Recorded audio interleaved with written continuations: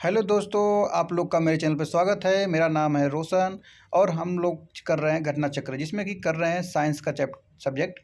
तो इसमें हम लोग चैप्टर पढ़ेंगे कोशिका। और भी सारे सब्जेक्ट वीडियो बनाया गया है, तो आप लोग प्ले लिस्ट ओपन कर कर जाकर देख सकते हैं। तो चलिए शुरू करते हैं। हम लोग इसके नोट्स देखते हैं। पहले कोशिका जीवधारियों की संरचनात्मक एवं क्रियात्मक इकाई है।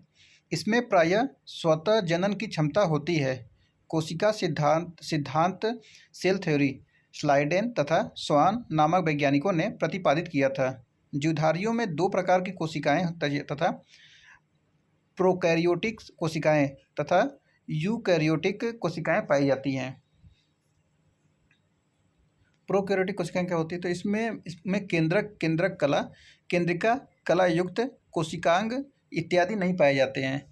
इनमें आनुवांशिक पदार्थ पाया जाता है, परंतु इससे हिस्टोन प्रोटीन संयुक्त नहीं होती है। इसमें राइबोसोम उपस्थित होता है। इस प्रकार की कोशिकाएं जीवाणुओं एवं नील हरित शैवालों में पाई जाती हैं। यूकैरियोटिक कोशिकाओं में पूर्ण विकसित केंद्रिका तथा कलायुक्त कोशिकांग इत्यादि उपस्थित होते हैं। इन कोशिकाओं में हिस्टोन प्रोटीन पाया जाता है। इस प्रकार की कोशिकाएं पेड़ पौधों, जंतुओं, कुछ शैवालों इत्यादि में पाई जाती हैं। पादप कोशिका जंतु कोशिका से भिन्न होती है, क्योंकि इसकी कोशिका में बाहरी आवरण कोशिका भित्ति कहलाता है, जो कि हरे पौधों में मुख्यतः सेल्यूलोज से निर्मित होता है। जंतु कोशिका में कोशिका भित्ति का अभाव होता है। इसके अलावा जंतु कोशिका में हरित लवक अनुपस्थित होता है, जो कि पादप कोशिकाओं में पाया जाता है।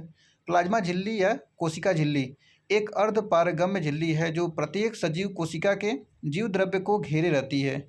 रॉबर्टसन 1959 ईस्वी द्वारा प्रस्तुत अवधारणा के अनुसार कोशिका झिल्ली की बाहरी एवं भीतरी परतें प्रोटीन द्वारा तथा मध्य परत लिपिड द्वारा निर्मित होती है। वर्तमान में सिंगर एवं निकोलसन 1972 ईस्वी द्वारा प्रस्तुत अवधारणा सर्वाधिक मान्य है। इसके अनुसार कोशिका झिल्ली में फास्फोलिपिड की दो परतें होती हैं, जिसके बीच बीच में कुछ प्रोटीन होती हैं। कोशिका में प्रोटीन संश्लेषण में अंतर्द्रव्यी जालिका और राइबोसोम की भूमिका सर्वाधिक महत्वपूर्ण है। एक अंतर्द्रव्यी जालिका की कला से राइबोसोम लगे रहते हैं तथा ये राइबोसोम प्रोटीन संश्लेषण के निर्माण स्थल होते हैं। राइबोसोम को प्रोटीन की फैक्ट्री भी कहा जाता है। अब देखते हैं माइटोकॉन्ड्रिया। माइटोकॉन्ड्रिया जीवाणु एवं नीलहरित शैवाल को छोड़कर शेष सभी सजीव पादप एवं जंतु कोशिकाओं के कोशिका द्रव्य में बिखरे हुए कलायुक्त कोशिकांग है। श्वसन की क्रिया प्रत्येक जीवित कोशिका के कोशिका द्रव्य में माइटोकॉन्ड्रिया में संपन्न होती हैं। श्वसन से संबंधित प्रारंभिक क्रियाएं कोशिका द्रव्य में तथा कुछ शेष क्रियाएं माइटोकॉन्ड्रिया में होती हैं। चूँकि क्रिया के अंतिम चरण में ही अधिकांश ऊर्जा उत्पन्न होती है, इसलिए माइटोकॉन्ड्रिया को कोशिका का स्वर्णांग या पावर हाउस कहा जाता है। कोशिकीय श्वसन में अधिकतम यानी एटीपी एडिनोसिन ट्राईफॉस्फेट, तो इसको बोलते हैं एटीपी, अणुओं को उत्पन्न करने वाला पद क्रेब्स चक्र यानी क्रेब्स साइकिल है। यह चक्र कोशिका के माइटोकॉन्ड्रिया में संपन्न होता है। इस चक्र की खोज हैंस क्रेब्स ने 1937 ईस्वी में की थी। क्लोरोप्लास्ट में सौर ऊर्जा एटीपी में बदलती है। क्लोरोप्लास्ट एक पादप कोशिकांग है, जिसमें पर्णहरित या क्लोरोफिल नामक एक प्रोटीन युक्त जटिल रासायनिक यौगिक पाया जाता है। यह वर्णक पत्तों के हरे रंग का कारण है। तो अब हम लोग बढ़ते हैं प्रश्न की तरफ। तो प्रश्न संख्या 1 है, नाभिक के अलावा कोशिका के किस कोशिकांग में डीएनए होता है?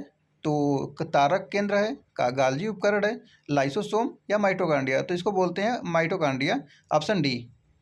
क्वेश्चन नंबर 2 है, सौर ऊर्जा एटीपी में बदलती है? तो ऑप्शन ए है माइटोकॉन्ड्रिया, ऑप्शन बी है क्लोरोप्लास्ट, ऑप्शन सी है राइबोसोम या ऑप्शन डी है परऑक्सीसोम। तो और उपयुक्त में से कोई नहीं है, उससे अधिक भी है, बीपीएससी में ऐसे ही पूछता है। तो ऑप्शन बी इसमें है क्लोरोप्लास्ट, ऑप्शन बी हो जाएगा। देखिए क्लोरोप्लास्ट में सौर ऊर्जा एटीपी में बदलती है। क्लोरोप्लास्ट एक पादप कोशिकांग है, जिसमें पर्णहरित या क्लोरोफिल नामक एक प्रोटीन युक्त जटिल रासायनिक यौगिक पाया जाता है। यह वर्णक पत्तों के हरे रंग का कारण है। क्वेश्चन नंबर 3 है, निम्नलिखित में से कौन सा कथन सही है?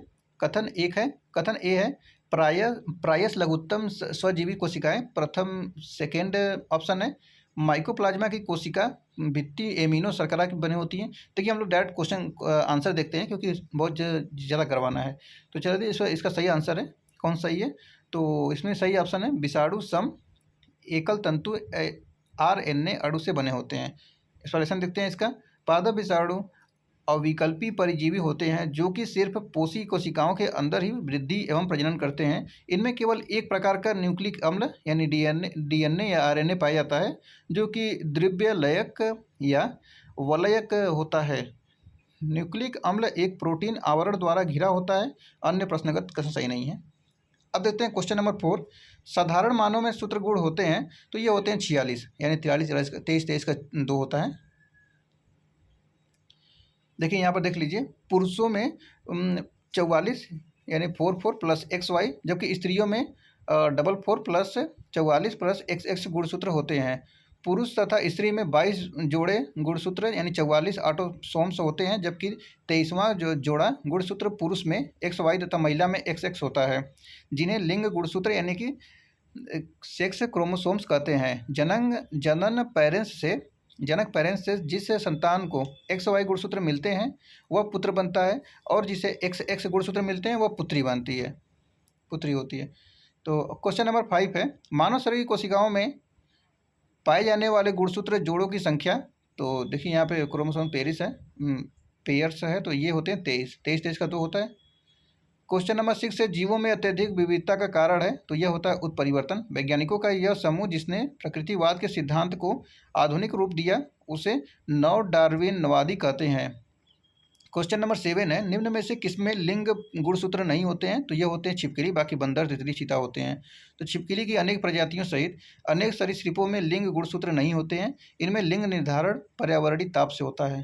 क्वेश्चन नंबर 8 है, पादप कोशिका जंतु कोशिका से किस प्रकार भिन्न होती हैं? तो यह होती है कोशिका भित्ति के में।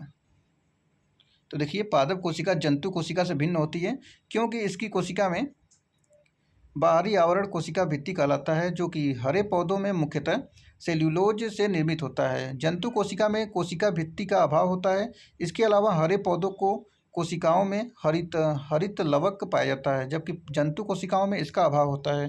क्वेश्चन नंबर 9 है, जंतु कोशिका में निम्न में से क्या अनुपस्थित होता है? तो यह होता है सेल्यूलोज की कोशिका भित्ति, ऑप्शन ए। जय कोशिका का कौन सा भाग पावर हाउस कहलाता है? तो यह होता है mitochondria, option C. Question number 11 है, निम्न में से किस कोशिकांग या को कोशिका का पावर हाउस कहते हैं? तो वही क्वेश्चन है माइटोकॉन्ड्रिया को, ऑप्शन बी हो जाएगा। क्वेश्चन नंबर 12 है, कोशिका का शक्ति स्रोत होता है? तो वही सेम क्वेश्चन है, माइटोकॉन्ड्रिया शक्ति बोले पावर हाउस, माइटोकॉन्ड्रिया हो जाएगा। क्वेश्चन नंबर 13 है, प्लाज्मा झिल्ली बनी होती है, किसकी बनी होती है? तो ये होते हैं प्रोटीन से और लिपिड से। देखिए प्लाज्मा झिल्ली या कोशिका झिल्ली एक अर्धपारगम्य सजीव झिल्ली है जो प्रत्येक सजीव कोशिका के जीवद्रव्य को घेर कर रखती है। रॉबर्टसन 1959 ईस्वी द्वारा प्रस्तुत अवधारणा के अनुसार कोशिका झिल्ली की बाहरी एवं भीतरी परतें प्रोटीन द्वारा तथा मध्य वाली परत का निर्माण लिपिड द्वारा होता है। वर्तमान में कोशिका झिल्ली की संरचना से संबंधित सिंगर एवं निकोलस 1972 ईस्वी द्वारा प्रस्तुत अवधारणा सर्वाधिक मान्य है। इसके अनुसार कोशिका झिल्ली में फास्फोलिपिड की 2 परतें होती हैं जिसके बीच बीच में कुछ प्रोटीन होती हैं। क्वेश्चन नंबर 14 देखते हैं, प्रोटीन संश्लेषण में निम्न कोशिकांगों में से किन की भूमिका सबसे अधिक महत्वपूर्ण है? तो ऑप्शन ए है लाइसोसोम और सेंट्रोसोम, ऑप्शन बी है अंतर्द्रवी जालिका और राइसोसोम, ऑप्शन सी है गाल्जी उपकरण और माइटोकॉन्ड्रिया, या ऑप्शन डी है लाइसोसोम और माइटोकॉन्ड्रिया। तो इसका सही आंसर है ऑप्शन बी अंतर्द्रवी जालिका और राइसोसोम। देखिए IAS प्री 2001 का क्वेश्चन है। क्वेश्चन नंबर 15 है, तो क्वेश्चन नंबर 15 है, मानव शरीर के किस अंग में लासिका कोशिकाएं बनती है? तो यह बनती हैं तिल्ली में। तो लासिका कोशिकाएं प्रकार की श्वेत रक्त कणिकाएं हैं जिनका निर्माण लासिका ग्रंथियों तिल्ली थाइमस ग्रंथि तथा अस्थि मज्जा द्वारा किया जाता है। बी लिम्फोसाइट तथा टी लिम्फोसाइट लसिका को 2 प्रमुख प्रकार हैं। क्वेश्चन नंबर 16 है, स्तंभ कोशिका अनुसंधान के क्षेत्र में नवीनतम विकास के संदर्भ में निम्नलिखित कथनों पर विचार कीजिए। कथन 1 है, बीज पूटी अवस्था पर भ्रूण मानव स्तंभ कोशिकाओं का एकमात्र स्रोत है। कथन 2 है, स्तंभ कोशिकाएं बीज पूटियों को नष्ट किए बिना प्राप्त की जा सकती है। कथन 3 है, स्तंभ कोशिकाएं वस्तुतः अनंत काल तक स्वयं ही पात्रे संजीवित हो सकती हैं। कथन 4 है, भारतीय अनुसंधान केंद्रों ने कुछ कोशिका रेखाओं का भी सृजन किया जिन्हें कई प्रकार के ऊतकों में विकसित किया जा सकता है। तो देखिए इसका ऑप्शन होगा 3 और 4 सही है और बाकी पहला और दूसरा गलत है। तो स्तनधारियों में मोटे तौर पर 2 प्रकार की स्तंभ कोशिकाएं पाई जाती हैं, भ्रूणीय स्तंभ कोशिकाएं और वयस्क स्तंभ कोशिकाएं। भ्रूणीय स्तंभ कोशिकाएं बीजपूटी अवस्था में उत्पन्न होती हैं, जबकि वयस्क कोशिकाएं विभिन्न ऊतकों में पाई जाती हैं। वर्तमान में ऐसा कोई स्रोत नहीं है जिससे कि भ्रूण या बीजपूटियों को नष्ट किए बिना नई मानव भ्रूणीय स्तंभ कोशिकाएं प्राप्त की जा सकें। स्तंभ कोशिकाएं वस्तुतः अनंत काल तक स्वयं ही पात्रे संजीवित हो सकती हैं। इसके अतिरिक्त भारतीय अनुसंधान केंद्रों ने कुछ कोशिका रेखाओं का भी सृजन किया है जिन्हें कई प्रकार के ऊतकों में विकसित किया जा सकता है।